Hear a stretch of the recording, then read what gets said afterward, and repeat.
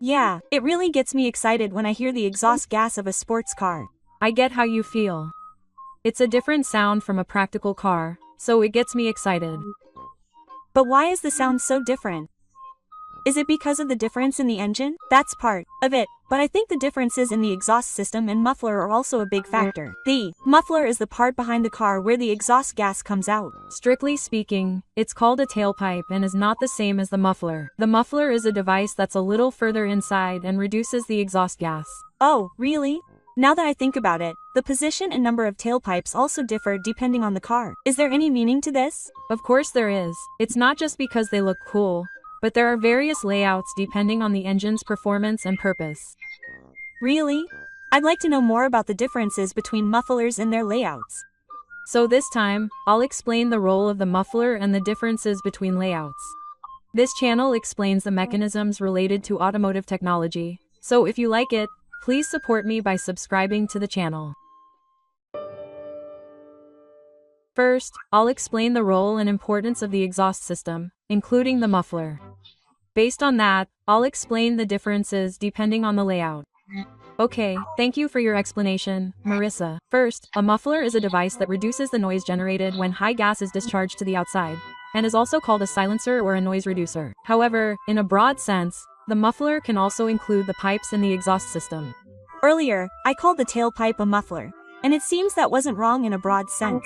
That's right. The muffler has three main roles: reducing the exhaust temperature, adjusting the engine characteristics, and tuning the exhaust sound. The exhaust gas discharged from the engine is extremely hot and high pressure, so when it comes into contact with air, it expands rapidly, vibrating the air and creating a loud noise. For this reason, the exhaust system, which is equipped with a muffler, is equipped with various mechanisms to gradually reduce the pressure and temperature and reduce the sound.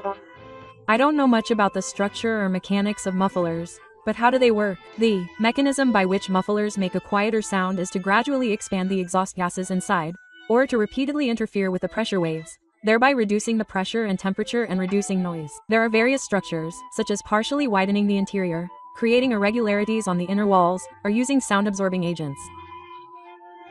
There are also some that use a 20-layer structure with holes inside called a hunting cap to reduce noise. The method often used in regular cars is to partition the interior with a plate called a baffle plate, which causes the exhaust air to take a detour and reduce the pressure and temperature as it passes through. A wall is created inside the partially expanded part, allowing the exhaust air to flow back and forth. I didn't know there were so many different types of mufflers. The materials used in mufflers also vary, and although lining materials are generally used, stainless steel, which is resistant to rust, and aluminum and tin polycarbonate are sometimes used to reduce weight. Sound-absorbing agents include glass wool, and steel mesh. The materials used affect not only the noise performance but also the exhaust and sound, so aftermarket parts are sold by various manufacturers. We often hear about people installing aftermarket mufflers when tuning their cars. Is there any problem with replacing the genuine muffler? If the muffler meets safety standards, there is no problem. But some mufflers are designed for competition use only and cannot be used in public, and if you use one, you may be subject to enforcement. There are three main standards. The muffler must be at least 9 centimeters above ground, it must not protrude more than 10 millimeters from the vehicle body, and the exhaust volume must be within Regulation 1. The noise standards vary depending on the year of the car, but the passing line is 96 or less for regular cars produced after April 2010, and 97 or less for light cars. Cars produced before that must be between 96 and 103 Wow! There are quite a few detailed rules.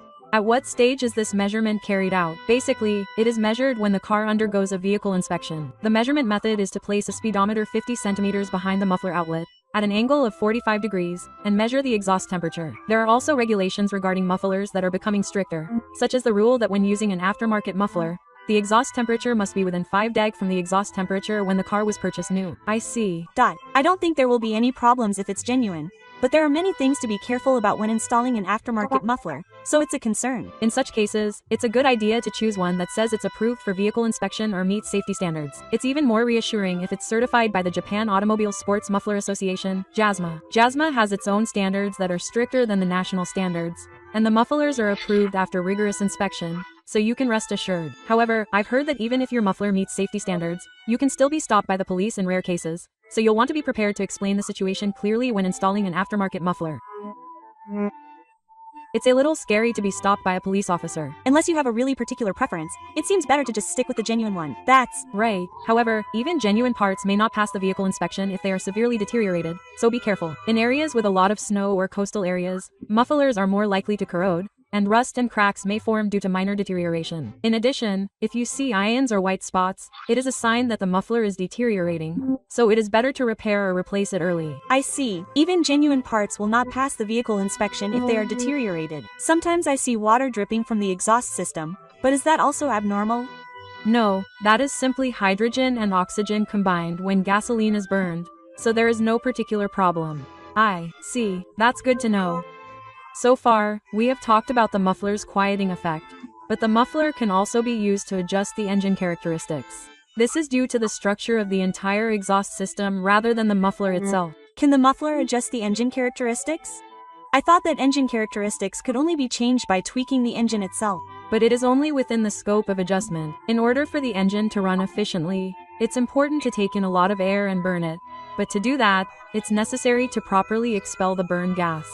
If there's any burned gas left in the cylinder, the amount of new air that can be taken in will be reduced.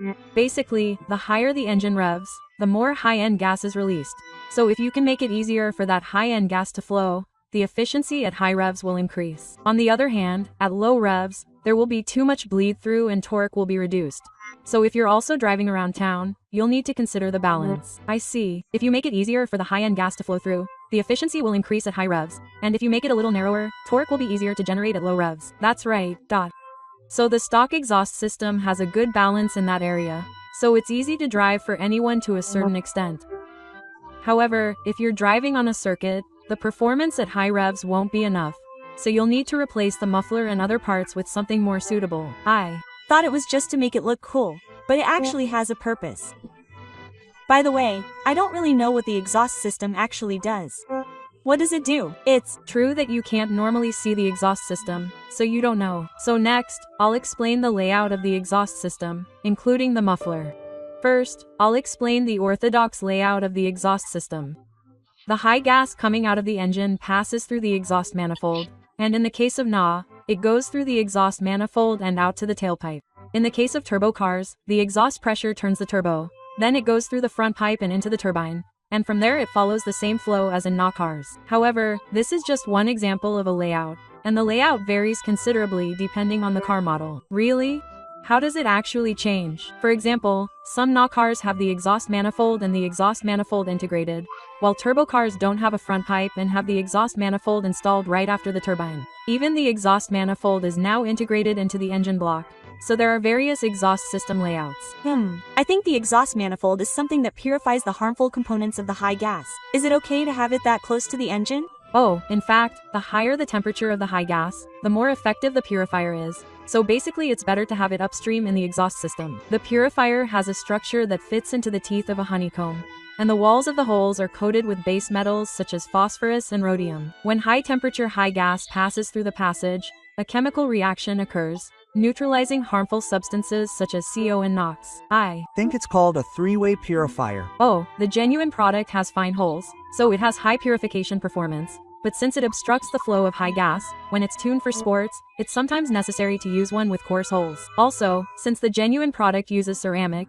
it is prone to thermal distortion when it gets hot, which further increases the resistance of the exhaust gas. The purifier for sports tune uses a metal honeycomb with low thermal expansion, but if left as is, the purification ability will decrease, so the purifying ability is increased by coating it with a hazardous metal. I thought that the purifier was just for purifying high gas, but the exhaust gas ability also changes depending on the material and the fineness of the mesh. Another thing that affects engine performance is the main pipe. The shape and thickness of the main pipe affect the engine's power, torque, and response. Generally speaking, the thicker the pipe, the less exhaust resistance there is, and if you increase the K setting to make it easier to generate power at high RPMs, the setting will tend to produce more torque at low to medium RPMs. In addition to thickness, if the shape is curved, the exhaust will be larger, and if it's close to straight, it will be smaller. I see. If the ease with which exhaust air passes affects engine performance, then the thickness of the exhaust passage will also affect it, right? That's right. As for the muffler I mentioned earlier, if you prioritize power at high RPMs, it's better to have sound-absorbing material concentrated around the straight inlet rather than using a baffle plate to make the exhaust go round in a long way, as this will reduce exhaust resistance. However, that alone may not be enough to achieve low noise performance. So there are also layouts that gradually reduce noise by using small mufflers called sub-mufflers or pre-mufflers upstream of the exhaust system. I see. If you use a single muffler with a complex passage, the resistance will be high. So multiple straight mufflers are combined to reduce resistance and increase the noise reduction effect. That's right. With that in mind, I think it makes sense that the position, shape, and number of tailpipes visible from the rear of the car are different. First, regarding the difference in number, as I mentioned earlier, the main purpose of this is to improve quietness through quantity. In particular, with engines that produce a large amount of exhaust gas, the amount of high gas also increases, so high quietness is required. This is an easy to understand reason. But if the car isn't one that requires high output power like a sports car, wouldn't it be better to just install a large muffler with a complex passage? That's true. However, the problem here is the safety standards I mentioned earlier. As I mentioned earlier, the height of the muffler is set at 9 centimeters or more from the ground. So installing a large muffler means that the car body needs to be raised above the ground. That would have a negative impact on driving performance. So in order to reduce the height above the ground, it is necessary to split the muffler and make it smaller. I see. There are also safety standards involved. There are a lot of things to consider, so it must be difficult to tune. That's right. Next, regarding difference 1. The position of the fuel tank is closely related. High gas is extremely hot, so it was common in the past to place the muffler and tailpipe on the opposite side of the fuel tank, as it was desired to have it pass as far away from the fuel tank as possible. Nowadays, the heat resistance of fuel tanks has improved, so there is no need to change the layout, but the left and right positions are sometimes determined as a remnant of the past. I see. I never thought there would be such a relationship between the position of the fuel tank 1 and the tailpipe. Now that I think about it, even if it's the same two mufflers, they can be in one place or split to the left and right. Nowadays the muffler can be laid out regardless of the position of the fuel tank. The position of the muffler can also change depending on how the parts under the car are routed. The layout of the exhaust system, mainly the muffler, is determined taking into account such factors. I used to think that mufflers were just there to make things look cool and change the exhaust temperature. But the more I learned, the more I realized that they have many functions and meanings for their layout. Of course, the layout of the muffler is designed with functionality in mind, but in recent years it has also become more important for aesthetic reasons. For example, cars like the Matsuda Roadster and Suzuki Swift Sport, which have a displacement of around 1.5 L, sometimes use dual exhausts to create a sporty look. Conversely, cars like the Prius, which want to project a positive image for the environment, sometimes hide the muffler. So, the layout is sometimes decided based on the visual impression. When viewed from behind, all you can see is the tailpipe, but having something resembling one gives the car a sportier impression. Oh, by the way, the muffler on the Lexus LFA that I explained earlier also pays attention to tuning the exhaust temperature, and uses a structure that is not seen anywhere else. The tailpipes are triple exhaust, and a butterfly valve is placed in front of the main muffler in the bodywork. This valve is closed when the engine speed is below 3,000 revolutions per minute, and the exhaust air that enters the left and right banks independently circulates inside the main muffler and is exhausted through the lower tailpipe of the three. When the speed exceeds 3,000 revolutions per minute, the valve opens and the exhaust is exhausted almost directly through the two lower tailpipes. There aren't many cars that use such a sophisticated exhaust system. I believe they did it to focus on the sound of the engine and exhaust air, right? Yes, they used a set of tuner valves not only in the muffler but also in the exhaust system, resulting in a more refined sound, eliminating the normal pressure waves in the muffler and leaving only the sound of the construction. The visual impact of the triple exhaust system is impressive, but the structure and layout of the muffler have been carefully designed to achieve the best possible engine sound. This is the genuine exhaust system, so the LFA is truly a special car. That's right. The exhaust system may seem plain at first glance, but the shape and layout can change the engine's performance and sound. There are many things to consider, such as safety standards and the desired engine performance, but I think that tuning your car to achieve the performance you want will make driving more enjoyable. So, what did you think of this video where I explained the role of the exhaust system, including the muffler, and the differences in layout? Before listening to this explanation, I thought that the muffler only changed the appearance and sound, but it was good to learn that it has many more roles. I never thought that the shape of the muffler and pipes could affect engine performance. I haven't really modified cars much, but I'd like to put a cool muffler on my car. That's Good. When changing to an aftermarket muffler, be careful not to choose one that meets safety standards, or it won't pass the vehicle inspection, so be careful about that. Also, if you just tweak the muffler blindly, you might end up with a different performance than you were looking for, so it might be a good idea to consult with the staff at a tuning shop first. That's all for this video. If you found this video interesting, please subscribe to the channel and give it a thumbs up. Thank you for watching.